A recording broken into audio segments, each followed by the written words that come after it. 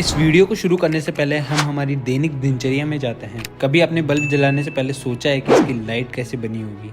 Mobile को charge लगाते वक्त आपने कभी सोचा है कि इसमें इलेक्ट्रिसिटी कहाँ से आई होगी?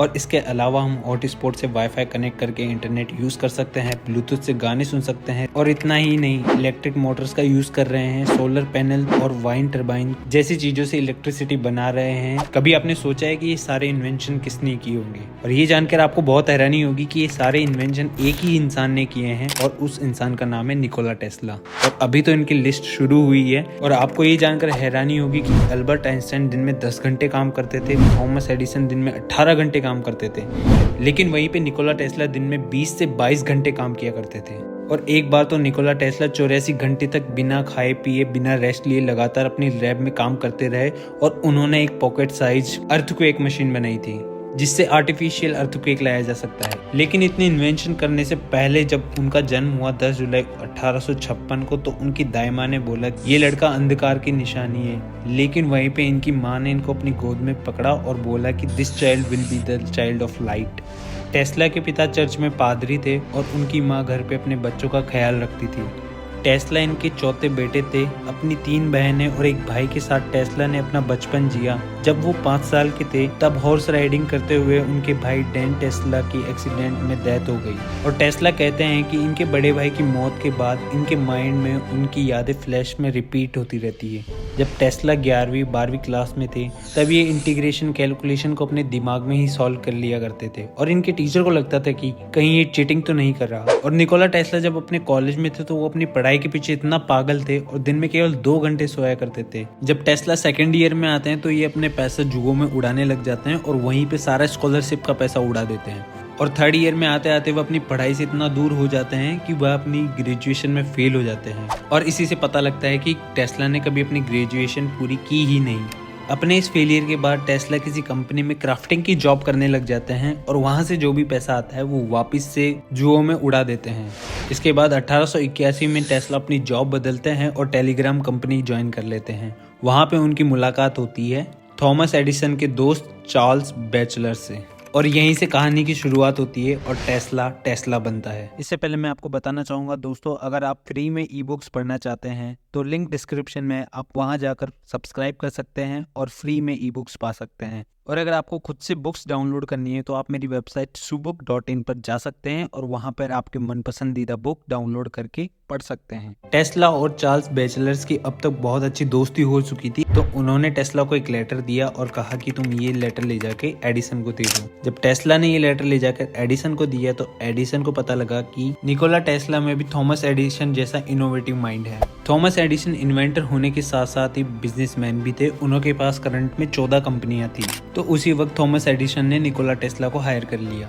उस समय थॉमस एडिसन की कंपनी में डीसी करंट पर काम होता था और निकोला टेस्ला थॉमस एडिसन की कंपनी में कुछ वक्त काम किए और उन्हें एसी करंट के बारे में बताया।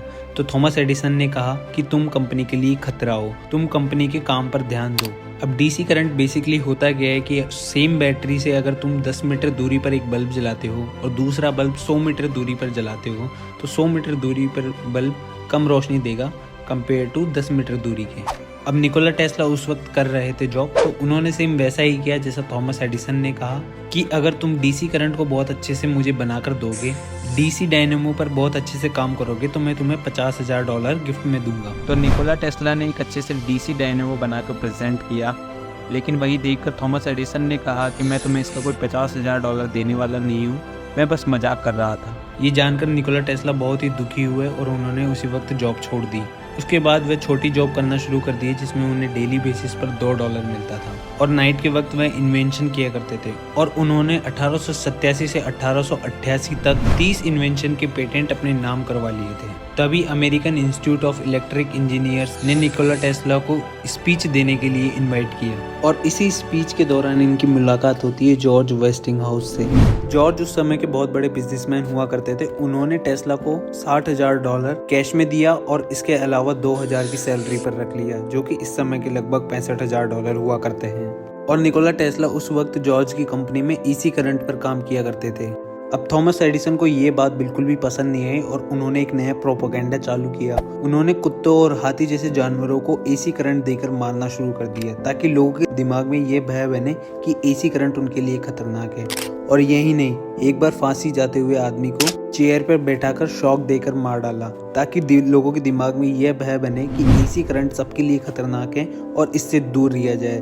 और इसी वजह से जॉर्ज की कंपनी को बहुत ही भारी नुकसान हुआ और ये नुकसान इतना बढ़ता चला गया कि एक वक्त में जाकर उनकी कंपनी बंद हो गई। 1891 में टेस्ला को टेस्ला कोइल का पेटेंट मिला। अब ये टेस्ला कोइल जो है ये 10 लाख वोल्टेज से ज्यादा करंट पैदा कर सकता है और टेस्ला का गोल था कि वह इलेक्ट्रिसिटी को वायरलेस बनाना चाहते थे। जिस तरह आज जगह जगह पर मोबाइल टावर लगे हुए हैं और हमारे मोबाइल का नेटवर्क ट्रांसफर होता है, उसी तरह टेस्ला भी जगह जगह पर टावर लगाना चाहते थे और उन टावर्स में वायरलेस इलेक्ट्रिसिटी ट्रांसफर करना चाहते थे।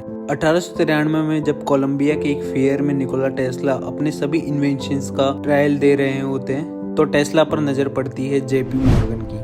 और जेपी मॉर्गन को टेस्ला के सारे इन्वेंशन बहुत ही इंप्रेसिव लगते हैं और जेपी मॉर्गन टेस्ला को फंड्स देने के लिए रेडी हो जाते हैं। दोस्तों, जेपी मॉर्गन इस दुनिया के सबसे बड़े इन्वेस्टमेंट बैंकर में से एक है। 1895 में मार्कोनी टेस्ला का इन्वेंशन चुराकर रेडियो का आविष्कार कर देते हैं और टेस्ला को जो फंड जेपी मॉर्गन से मिलता है वो वापस लौटाना पड़ता है क्योंकि आविष्कार तो किसी और ने कर दिया ना। उस समय टेस्ला वार्डन क्लीफर नाम का एक टावर बनाने में लगे हुए थे जिसका फंड $1.5 लाख उन्हें जेपी मॉर्गन से मिला। अभी मशरूम की जैसी दिखने वाली टावर जमीन से ऊपर 57 फीट ऊपर थी और 120 फीट तक जमीन के अंदर दबी हुई थी। टेस्ला का मानना था कि अगर वो ये टावर पूरी दुनिया में लगा पाते हैं तो पूरी दुनिया में वे वायरलेसली लाखों वोल्टेज की इलेक्ट्रिसिटी ट्रांसफर कर सकते हैं। लेकिन फंड्स खत्म हो जाने की वजह से जेपी मॉर्गन को ये प्रोजेक्ट यहीं पे रोकना पड़ा और जेपी मॉर्गन को ये भी पता लगा कि आगे जाके निकोला टेस्ला ये सभी के लिए फ्री कर देने वाले हैं, तो ये सोचकर जेपी मॉर्गन ने इसे नॉन प्रॉफिट बिजनेस के रूप में बंद कर दिया। अब थोड़ा पीछे चलते हैं। 1993 में टेस्ला ने स्टीम पावर्ड मशीन ऑस्किलेटर का पेटेंट करवाया हुआ था। बेसिकली एक छोटा सा यंत्र था जिससे एक भूकंप बनाया जा सकता था।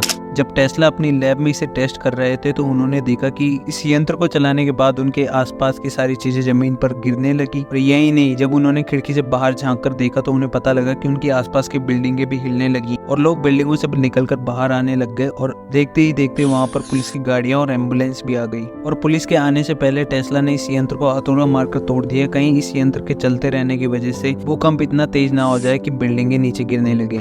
टेस्ला ने इसको एक और बार टेस्ट करना चाहा तो वापस से इस यंत्र को ठीक करने के बाद टेस्ला एक बार चला गया कंस्ट्रक्शन बिल्डिंग के पास। वहां उन्होंने इस यंत्र को कंस्ट्रक्शन बिल्डिंग पर लगा दिया और वहां पर जितने भी लोग काम कर रहे थे, बिल्डिंग हिलने की वजह से सभी लोग बिल्डिंग से बाहर निकलकर भाग गए और निकोला टेस्ला भी उसी वक्त इस यंत्र को रोक दिया और इस यंत्र को अपनी जेब में रखकर वहां से निकल गए। अब आप सोच सकते हो कि एक ऐसा इनोवेशन जिसमें एक पॉकेट साइज यंत्र से एक बिल्डिंग को हिलाया जा सकता है। टेस्ला तो यह कहते थे कि वह 1 घंटे के अंदर ब्रुकलिन ब्रिज को गिरा सकते हैं इस यंत्र की सहायता से। और यही नहीं, इनके अगले इनोवेशन के बारे में सुनकर तो आपके रोंगटे खड़े होने वाले हैं, जो कि है थॉट कैमरा। टेस्ला का मानना था कि हम जो भी सोचते हैं उनकी कंप्लीट पिक्चर हमारे रेटिना पर बनती है। और ये चीज दोस्तों आपने कभी महसूस भी की होगी। कभी आप कहीं पर बैठे हो और कुछ सोच रहे हो और वो सारी इमेजेस आपके आंखों के सामने बनती जाती है और चलती जाती है। निकोला टेस्ला का मानना था कि वो एक ऐसा इंस्ट्रूमेंट बना सकते हैं जिससे वो इन सारी पिक्चर्स को एक दीवार पर एक कैमरे की सहायता से कैप्चर कर सकते हैं। लेकिन ये बहुत ही दुर्भाग्य की बात है कि सही टाइम पर सही इन्वेस्टमेंट नहीं मिलने की वजह से इनको ये प्रोजेक्ट यहीं पे रोकना पड़ा।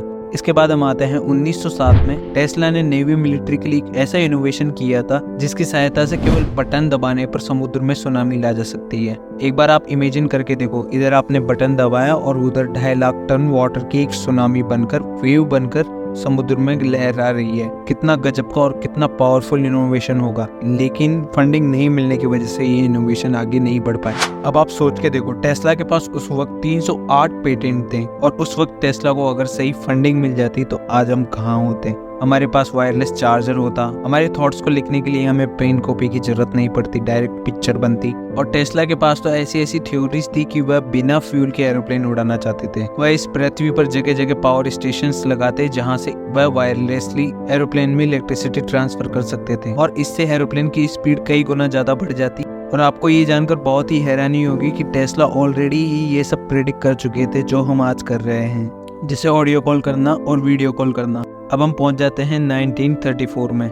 टेस्ला अपना आखिरी वक्त होटल न्यूयॉर्कर में बिताते हैं। फाइनेंशियल कंडीशन खराब होने की वजह से वहां वे अपना बिल भी नहीं पे कर पाते और उनका बिल वेस्टिंग हाउस कंपनी ने पे किया और उसी होटल में टेस्ला की कुछ समय बाद हार्ट अटैक से मृत्यु हो जाती है। 7 जनवरी 1943 को इस दुनिया से एक ऐसा बंदा चला जाता है जिसे सही टाइम पर सही फंडिंग मिल जाती तो वह आज इस दुनिया को 100 साल आगे पहुंचा देता। और अगर आप इस वीडियो को यहाँ तक देख रहे हो तो ये इस बात का प्रूफ है कि आपको वीडियो बहुत पसंद आई है।